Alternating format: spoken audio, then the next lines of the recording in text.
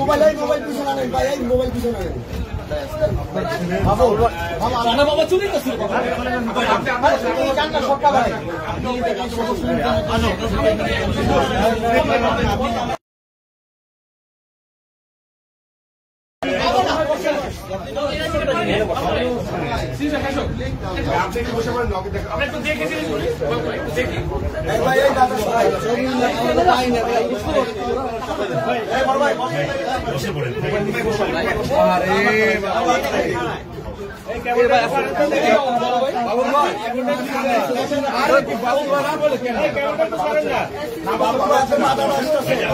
ভাই আপনারা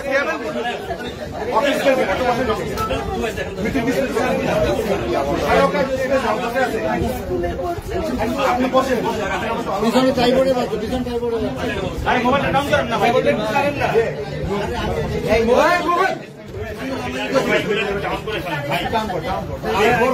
আপনার পিছনে টাইপোর্ডে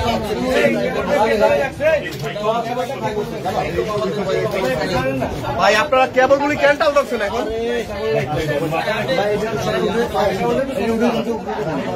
আরে ভাই এটা পরে আগে ছবিটা কই রাখছেন ভাই?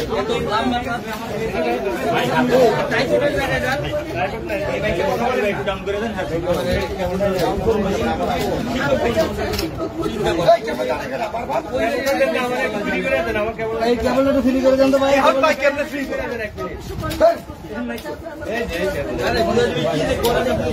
আমার না ভাই,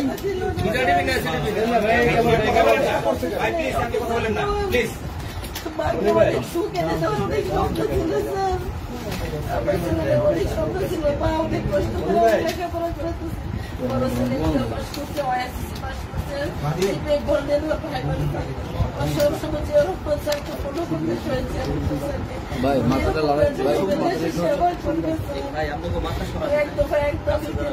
বাবা বলছিল বাবা দিয়ে যাবো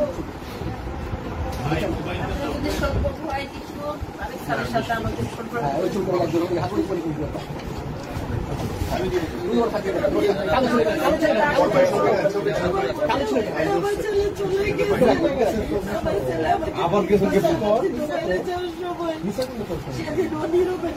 হাসতে হাসতে চলে গেছে আমার সামনে দিয়ে। আমাকে সারা মধ্যে দিয়ে আমার দুয়ার আমাকে বলে আব্বু আমি তো একদম মিছিল আসছি, আমি বলছি তোমাকে তো বলছি তোমার বাবা যাবে আমি যাবো, তুমি কেন একা গেলে তুমি বাসা আমার ছেলের সাথে আমার কথা তিনবার আমার ছেলে আমাকে বলে পয়সা করতেছে পয়সা করতেছে পয়সা করতেছে। এই আমার ছেলের সাথে আমার লাস্ট কিছু নিতে পারতেছি না। চেষ্টা করবো ছেলের অবদান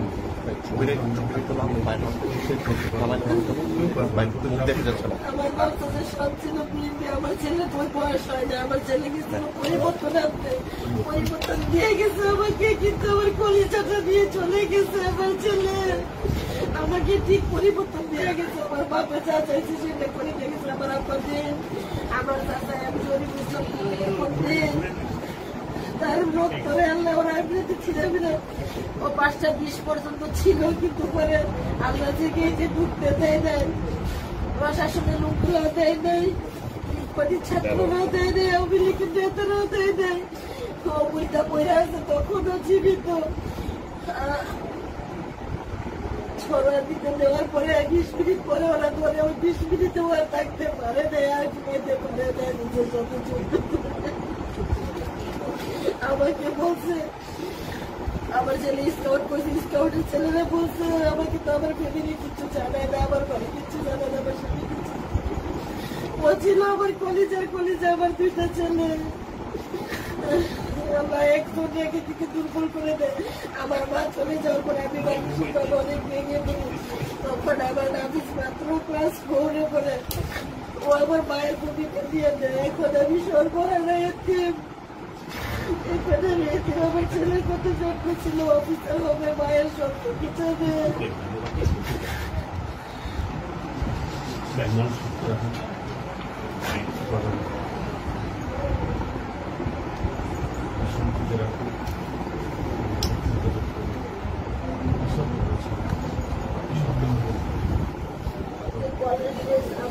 আপনাকে নিয়ে প্রথম কলেজে আমি ক্লাস করতে যাবো। আমি কলেজে সব কিছু বলছি, তুমি এগুলো পড়ো, প্রতিদিন আপনাকে নিয়ে আমি ক্লাসে বসবো। আমার ছেলেকে নিয়ে আমার কাছে স্মৃতি আর স্মৃতি। বাহিনী কলেজ আসা তোমার মার্ক ছিল, ঢাকা কলেজের ওর মার্ক ছিল, বিজ্ঞান কলেজের। আমি বলতাম আপা তুমি তো ছোট মানুষ, তোমার তো পড়ার প্রয়োজন। আব্বু আমার তো বিজ্ঞান কলেজের মার্ক ছিল, আব্বু আমার তো ঢাকা কলেজের মার্ক ছিল। আমাদের মার্কেট ভেঙে দিচ্ছে, আমার আব্বু অসহায়, আমার টাকা দিয়ে আজকে লেখাপড়া করতে হবে। ডিসিসি মার্কেটটা আমাদের পজিশন ছিল, ওইটাও ভেঙে দিচ্ছে।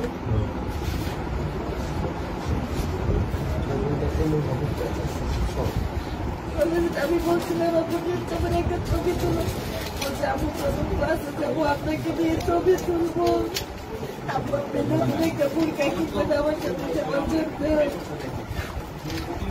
আমার ছেলেরা আমি কলেজে দিয়ে যেতে পারলাম যে।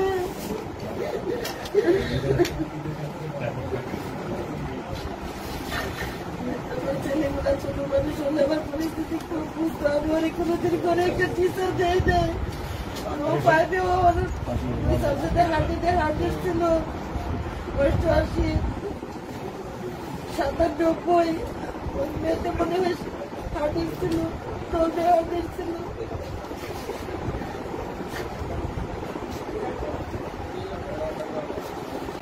আমার ছেলে কিন্তু আর আসবে না, সেটা আমিও জানি। আপনাদের কাছে আমার একটাই দাবি, আমার ছেলে যে জায়গায় শহীদ হয়েছে ফারাক্কার ওখানে যেন আমি চত্বর হয়। আপনার কাছে আমার একটাই দাবি, আমার ছেলে বিচার করতে আমি দেখতেছি, আমি বুঝি না বিচারও হবে। আমার তোর ছেলেটা গুলি খাওয়ার পরেও অনেক সমস্যা, আল্লাহ অনেক সময় ওরা দিচ্ছে সময়, কিন্তু অপরাধীর বিচার হয়ে গেলে মানে এটা বিচার হয়ে যাবে।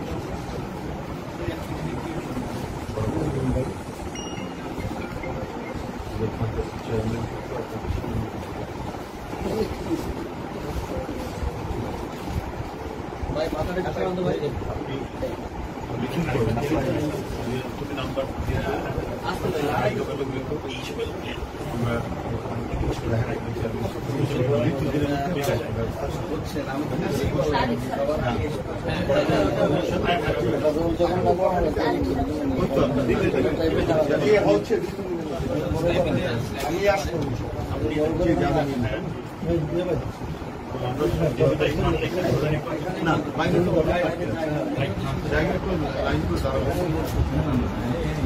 আমরা এখানে সেট করা সবাই সবাই চলে আসছে, এখানে দেওয়া আছে, এখানে বলে দেন ভাইয়া।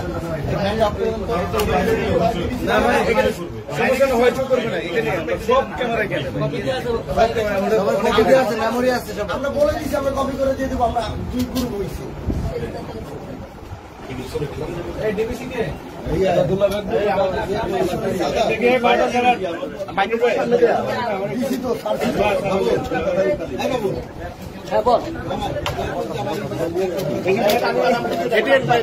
সামনে দেয়া ভাই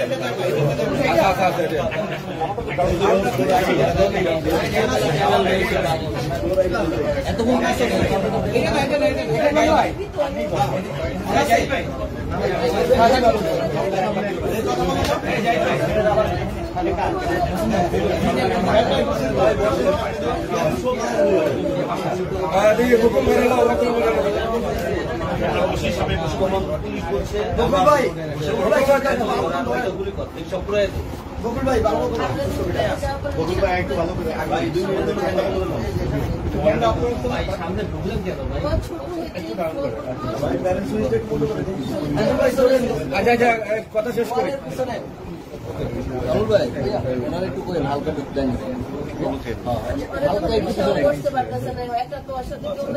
আচ্ছা আমরা এখন একটু কথা নিই তারপরে আমরা হ্যাঁ ভাই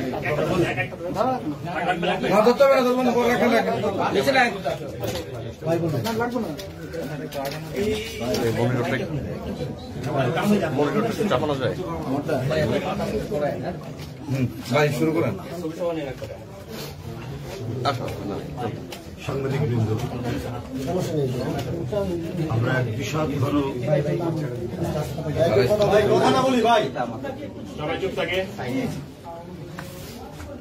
আমরা একটি বিশাল ঘন পরিবেশ এর মধ্যে কথা বলছি।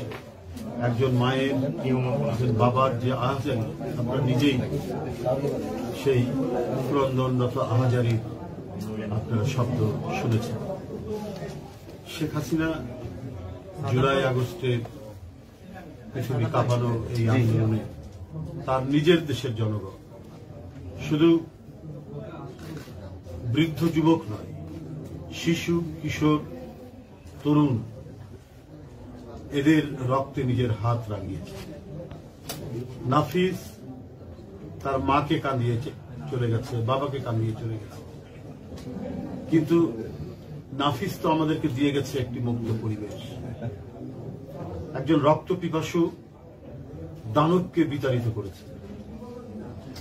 এরা কিশোর নয়, শুধু এরা শিশু নয়, এরা ছিল সেই পাতালপুরীর রাক্ষস খোক্ষসকে বিতাড়িত করার সেই বীরত্ব ব্যঞ্জক রাজকুমার, যারা নিজেদের জীবন দিয়ে আমাদেরকে মুক্ত বাতাস দিয়ে গেছে। সাংবাদিক বন্ধুরা, এই বাড়িতে বাড়িতে কান্নার রোল, এই বাড়িতে বাড়িতে তীব্র ব্যথা বেদনার যে মর্শিয়া আমরা দেখতে পেয়েছি 5ই আগস্টের আগে থেকে জুলাই মাস 5ই আগস্ট পর্যন্ত এবং তারপরেও ফ্যাসিস্ট দানবদের রক্ত ঝরানো থামে। একজন ব্যক্তি তার শুধু ক্ষমতায় থাকার জন্য এমন কোন পন্থা নাই অবলম্বন করে।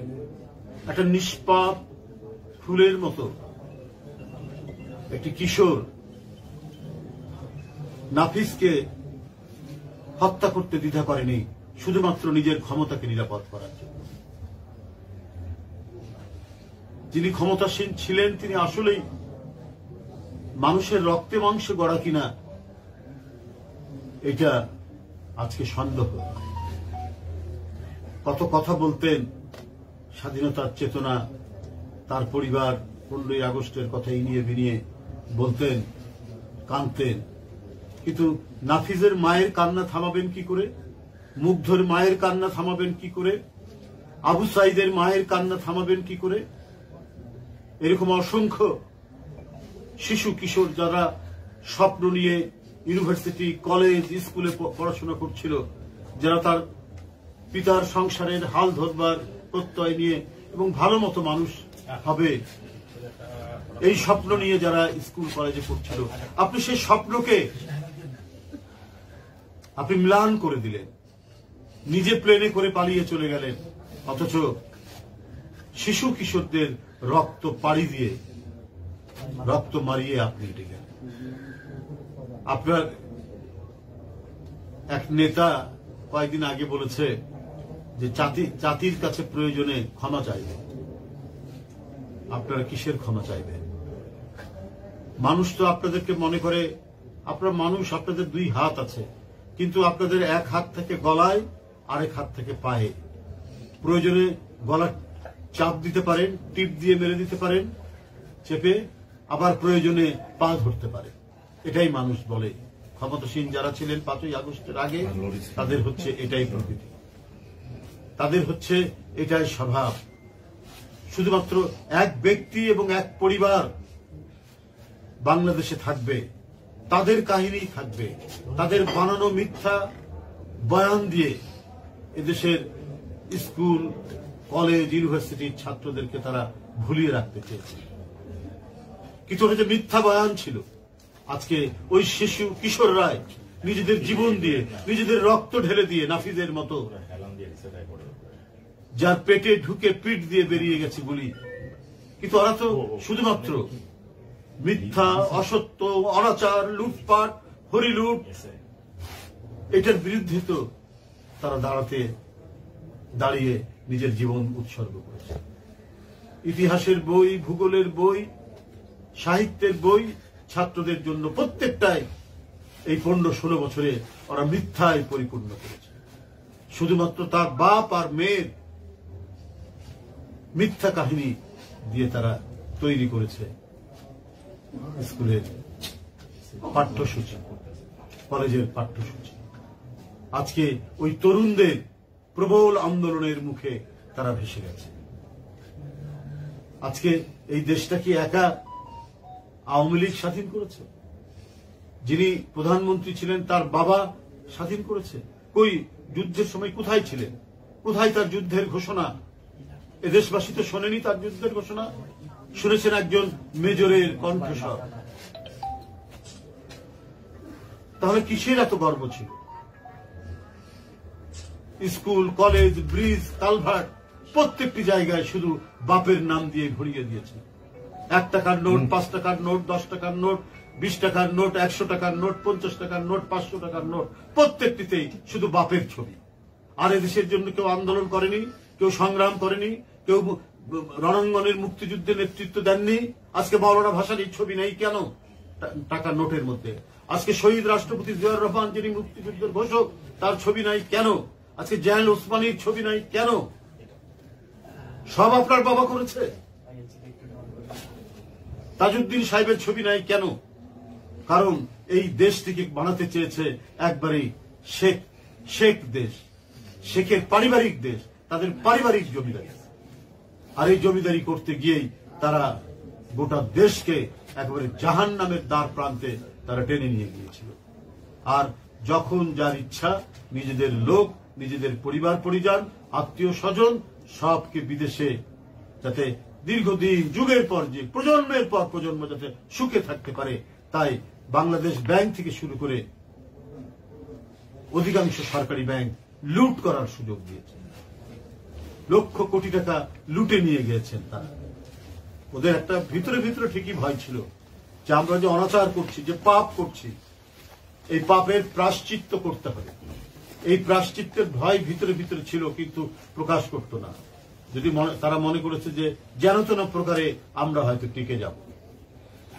কিন্তু আল্লাহর মায়ের বলে একটি কথা আছে, উনি মনে করেছেন পুলিশ, র্যাব দিয়ে মিছিল বেরোলেই, গণতন্ত্রের কথা বললেই, অবাধ সুষ্ঠু নির্বাচনের কথা বললেই বেনজিরদের মতো অনেক ঘাতক তিনি তৈরি করেছিলেন, অনেক জল্লাদ তৈরি করেছিলেন, অনেক কসাই সারা বাংলাদেশে তৈরি করেছিলেন পুলিশ বাহিনীর মধ্যে, র্যাবের মধ্যে। এদেরকে দিয়ে তিনি শেখ হাসিনা নির্দ্বিধায় গুলি চালাতে দ্বিধা করেন। এদেরকে দিয়েই 15 বছর আন্দোলনকামী মানুষকে হত্যা করেছেন একের পর এক, শুধুমাত্র নিজের মসনদ এবং মখমলের গদি এটা ধরে রাখার জন্য। যখন এই আলোক পিয়াসী শিশুরা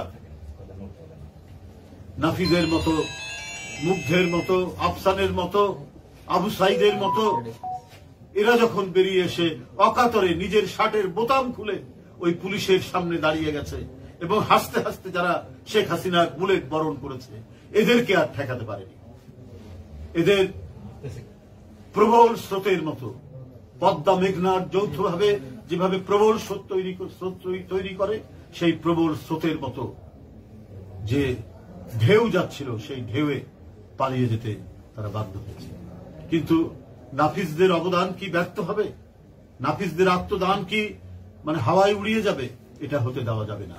তারা যে মহৎ উদ্দেশ্য নিয়ে, যে মহান ব্রত নিয়ে নিজের বুক পেতে দিয়েছে, যে রক্ত ঝরিয়েছে, তাদের সেই লাশকে শপথ রেখে আমাদেরকে এই দেশকে শান্তিময়, এই দেশকে গণতান্ত্রিক বোধ বুদ্ধির উপর গণতান্ত্রিক শর্ত যেগুলো রয়েছে সেটা পূরণ করার লক্ষ্য নিয়েই আমাদের কাজ করতে হবে।